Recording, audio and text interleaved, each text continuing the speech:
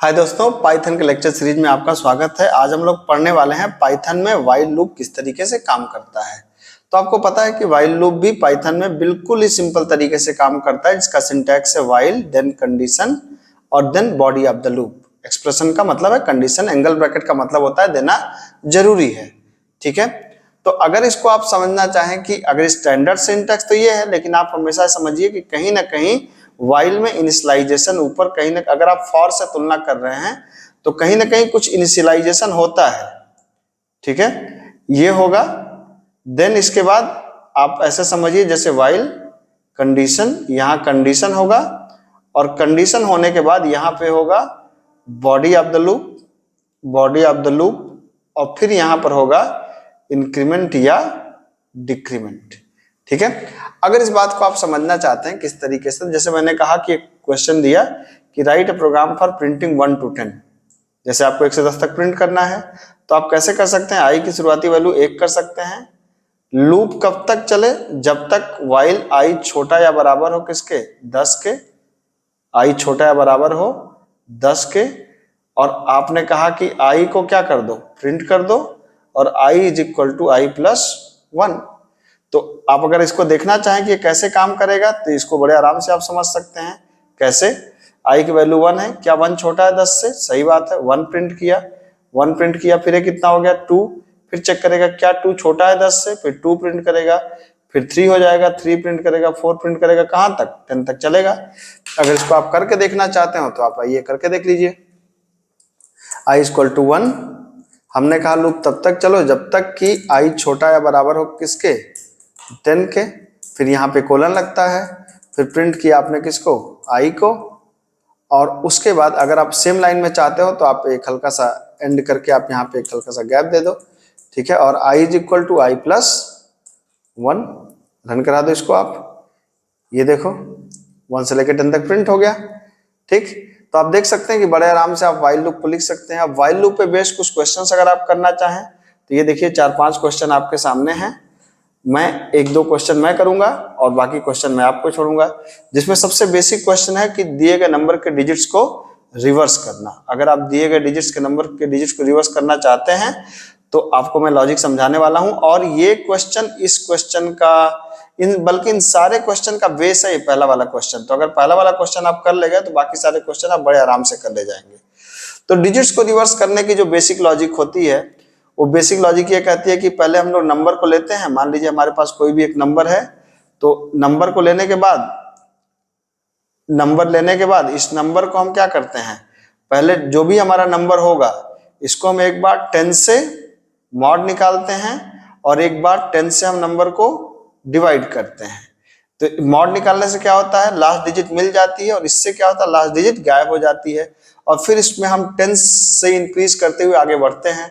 तो पहले मैं एक बार प्रोग्राम लिखता हूं, फिर मैं आपको समझाता हूं कि किस तरीके से प्रोग्राम काम कर रहा है। तो जैसे अगर मान लीजिए कि मुझे दिए गए नंबर के डिजिट्स को रिवर्स करना हो तो हमने यहाँ पे कहा INT इनपुट, यहाँ पे कहा मैंने एंटर नंबर, नंबर को आप दे दीजिए।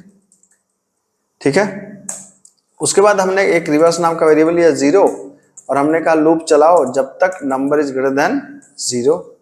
यहाँ पे एक वेरिएबल आर लिया, r is equal to number mod 10, फिर reverse is equal to reverse into 10 plus r, और number is equal to number, यहाँ पे याद रखिएगा डबल डिवाइड होता है, इंटीजर डिवीजन 10, और फिर लूप के बाहर आप प्रिंट करा सकते हैं क्या, रिवर्स ऑफ डिजिट। ठीक है, इज इक्वल टू प्लस क्या कर दिया आपने, प्लस नहीं कामा REB को प्रिंट कर दिया। पहले हम लोग इस क्वेश्चन को देखते हैं, फिर इसका हम लोग ड्राई रन किया जाएगा। ठीक है, तो यहाँ पे आए तो हमने दिया 123, 123 का रिवर्स कितना हो जाएगा 321, आप देख सकते हैं। अब आइए इसका ड्राई रन करते हैं। अगर इसके ड्राई रन पे जाएं तो अगर आप देख सकते हैं मैंने बहुत सिंपल सा कोड लिखा था। क्या कोड लिखा था, मैंने यहाँ पर लिखा था कोड, जो नंबर था कि यहाँ पे मैंने लिखा था कि while number is greater than 0, R is equal to number mod 10, फिर रिवर्स एक वेरिएबल था जिसकी शुरुआती वैल्यू यहाँ पे मैंने 0 लिया था ऊपर, तो reverse is equal to reverse into 10 plus R, और number is equal to number double divide 10। Double division क्यों, इंटीजर डिवीजन के लिए होता है ये, ठीक है, अभी समझ में आ जाएगा आपको। तो जैसे नंबर मान लीजिए कि आपने 123 दिया, तो लूप चलना चालू करी, 123 बड़ा है क्या 0 से, सही बात है। r is equal to 123 mod 10। तो याद रखिए मॉड का मतलब क्या होता है, 123 को 10 से भाग दें, 12 बार जाएगा, जो बचेगा, ये जो बचेगा यही मॉड कहलाता है, तो ये 3 आएगा। ठीक है, अब रिवर्स इक्वल टू, रिवर्स की पिछली वैल्यू कितनी थी, रिवर्स की पिछली वैल्यू थी 0। ठीक है, फिर क्या हुआ, 0 इंटू 10 प्लस r की वैल्यू मतलब 3, और फिर नंबर कितना हो गया, नंबर हो गया 123 डिवाइड बाई 10। तो डिवाइड का मतलब क्या होता है, डिवाइड का मतलब ये वाली डिजिट आती है, भागफल, कोसेंट, दैट इज 12। ठीक है, अब ये हो गया आपको, फिर से नंबर को रिवर्स किया आपने, क्या 12 बड़ा है 0 से, सही बात है। r is equal to 12 mod 10, कितना आएगा, 2 आएगा। रिवर्स इज इक्वल टू कितना किया आपने, ये हो गया 0 प्लस 3 मतलब 3 इंटू 10 प्लस 2, r की वैल्यू, नंबर कितना हो गया आपका 12 डिवाइड बाई 10। ठीक है, 12 डिवाइड बाई 10 कितना आएगा, 1 आएगा। भाई 12 को आप 10 से भाग दीजिए, एक बार जाएगा, तो ये जो 2 बचा था ये रिमाइंडर में चला जाएगा, जो 1 बचा ये कोसेंट में चला जाएगा, है ना। अब 1 greater than 0, yes, r is equal to 1 mod 10 करिए, तो आपको पता है कि जब 1 को 10 से डिवाइड करेंगे ना, तो 0 बार जाएगा, बचेगा 1, तो यहाँ पे आया 1। फिर रिवर्स इक्वल टू क्या हुआ, यहाँ देखो ध्यान से, 30 प्लस 2 32 है, तो 32 इंटू 10 प्लस 1, और नंबर कितना हो गया 1 डिवाइड बाई 10 मतलब 0। अगली बार लूप चली, 0 बड़ा 0 से, नहीं, लूप फेल हो गई। लेकिन रिवर्स के अंदर कितना स्टोर है, 321, आप देख सकते हैं, और यही प्रिंट हो जाएगा हमारा। ठीक है, ये तो एक क्वेश्चन हो गया।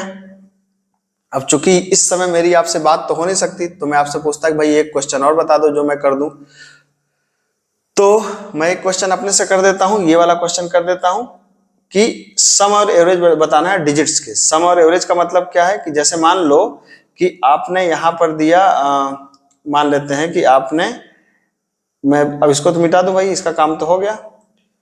डिजिट्स के नंबर का सम और एवरेज बताना, इसका मतलब क्या है, जैसे आपने नंबर दिया मान लो 123, तो 123 के डिजिट्स को जोड़ दो, तो 1 प्लस 2 प्लस 3 कितना हो जाएगा 6, और एवरेज कितना हो जाएगा 6 divide by number of digit 3 मतलब 2 हो जाएगा। तो इसका मतलब दो बातें हैं, एक तो बात यह है कि हमको सारे डिजिट को जोड़ देना है, एक बात तो यह है, दूसरा सबकी गिनती कर लेना है कितने डिजिट हैं, और पूरे सम में से इसको डिवाइड कर देना, यही दो बात तो है। तो अगर इस चीज को आपको करना हुआ तो आप कैसे कर सकते हैं, आप यहाँ पे जा सकते हैं, पहले सारे डिजिट को जोड़ना है, तो एक वेरिएबल ले लो आप यहाँ पे, सम नाम से, एस नाम से 0 कर देते हैं, और जहां भी आर आ रहा है, अब रिवर्स की जरूरत तो है नहीं, इसको हटा दो, जहां भी आर आ रहा है तो sum equal to sum plus R. क्यों ऐसा किया हमने, भाई आर के अंदर पहली बार क्या आया था, आर के अंदर पहली बार आया था 3, तो सम के अंदर 3 जुड़ गया, फिर 3 में फिर 2 जुड़ गया, फिर 2 में 1 जुड़ गया, तो आ गया ना। अब क्या करना, अब हमें काउंट करना है कितने नंबर ऑफ डिजिट है, तो एक वेरिएबल और ले लिया, number of digit equal to 0। तो जितनी बार लूप चलेगी, जितनी बार ये लूप चलेगी उतने नंबर ऑफ डिजिट होंगे, तो NOD equal to NOD plus 1। तो मान लीजिए, देखिए ध्यान से देखिए, इस अगर इस प्रोग्राम में हम देखें कि तीन डिजिट थे, तो एक बार, दो बार, 3 बार लूप चली थी, तो जितने भी डिजिट होंगे उतनी बार लूप चलेगी, सिंपल सा फंडा है। तो आप क्या कर सकते हैं इसको, अब अगर आप इसको चाहें तो यहाँ पे कह सकते हैं कि सम इक्वल टू, आप कह सकते हैं सम इक्वल टू सम की वैल्यू क्या है s, और अब आप कह सकते हैं प्रिंट क्या, average is equal to average equal to क्या हो जाएगा, sum divide by number of digit. तो आप देख सकते हैं कि अगर इस प्रोग्राम को चलाने के लिए मैंने दिया कितना 123, तो 3 2 5 1 6, सम आ जाएगा, एवरेज आएगा 6 डिवाइड बाई 2। तो बाकी क्वेश्चन मैं आप पे छोड़ता हूं, क्योंकि अगर मैंने इतना कर दिया तो आप बाकी 2-3 क्वेश्चन अपने से ट्राई कर सकते हैं, और ये क्वेश्चन आपके लिए हैं, आप इसको थोड़ा दिमाग लगा के करिएगा। अगर कोई दिक्कत होगी तो कमेंट बॉक्स में लिखिएगा। ठीक है, मिलते हैं अगली क्लास में। Thank you so much.